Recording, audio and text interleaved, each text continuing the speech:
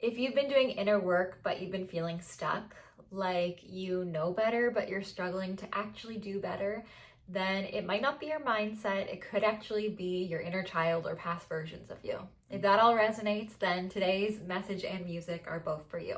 I personally didn't understand the importance of the connection between us and the past versions of ourselves until I became very frustrated with myself, not because I didn't know what to do, but because I did, and I was still struggling to apply that consistently and show up for myself. So I realized there must be something more that I need to dig deeper on here. For me, this experience of feeling stuck showed up in a lot of ways because there are a lot of behaviors that I feel like I needed to work through and beliefs that I needed to unpack, but one of the main ones was through people pleasing. I was saying yes to people when I really wanted to say no, or I felt like I was overgiving in situations and had experiences of feeling a bit resentful in some of my relationships. People pleasing may resonate with you, or other ways I've definitely experienced feeling stuck, and I see it happen to other people as well. Could be through perfectionism, or the fear of being seen, or overthinking, or even shrinking yourself down just to keep the peace.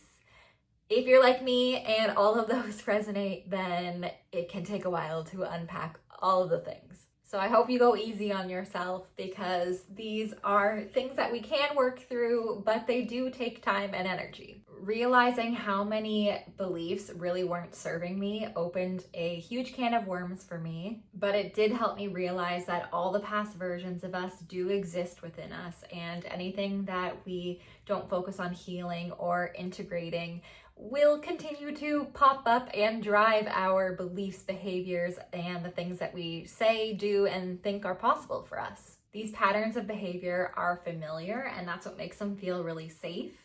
Even if we want differently for ourselves, we can tend to return to the familiar. I'm not a mental health professional, so I do recommend, if you are doing inner work and unpacking a lot of these beliefs and working on rewiring things for yourself and choosing differently for yourself, to connect with somebody that can help you on a more deeper level and work through things together. Some things I personally did on my journey to supplement the different resources that I did connect with were things like breathwork sessions. So that I found very helpful, because if you're anything like me, I'm very good at intellectualizing things and working through things in my mind, but the body actually does hold on to energy and past experiences in our fascia. And so I really found breathwork sessions to be helpful to work that energy through my body and be able to release some things that I didn't even realize that I was really holding in different parts of my body. I also found journaling and visualization to be really helpful. So for journaling, I would use it in the sense of asking myself, what's the first memory that I have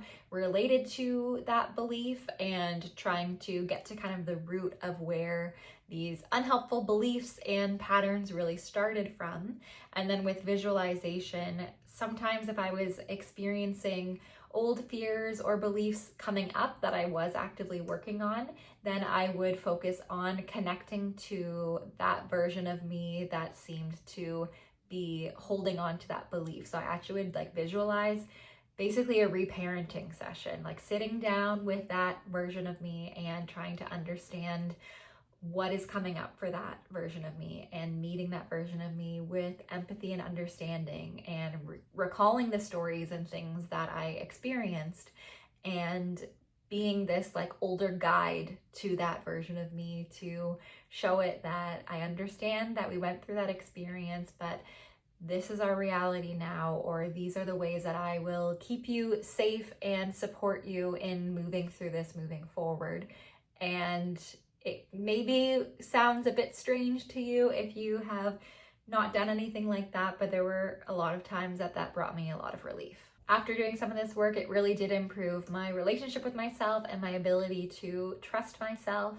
And I think life is long. There's always going to be things that pop up, things to still integrate and heal. But the fact that you are thinking about this really is going to put you on a great path to start repairing that relationship with yourself. And I'm just so proud of you for spending some time and energy on this for yourself. I hope as you continue on this path of growing and healing, you are able to take some moments to step back and really pat yourself on the back and just appreciate yourself, because this is not easy work and a lot of people seem to avoid doing this. So the fact that you are watching this video and thinking about this and really doing that work for yourself means so much to yourself and is such a great way to heal your relationship with yourself and ultimately start to be able to embody more of your authentic self and just really feel good in your day-to-day. And we all deserve that.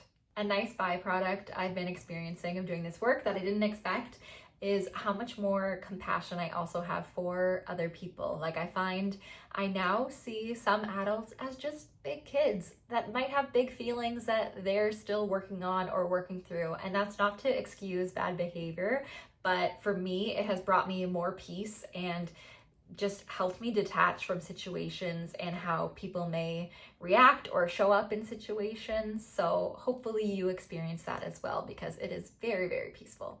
If any of the reparenting part resonated with you, then this music should resonate with you as well. It's a song I wrote called She Needed Me, and it is all about being now this version of myself that would protect the younger version of me, that knows how to show up for her and support her, and how much that has really been a healing experience.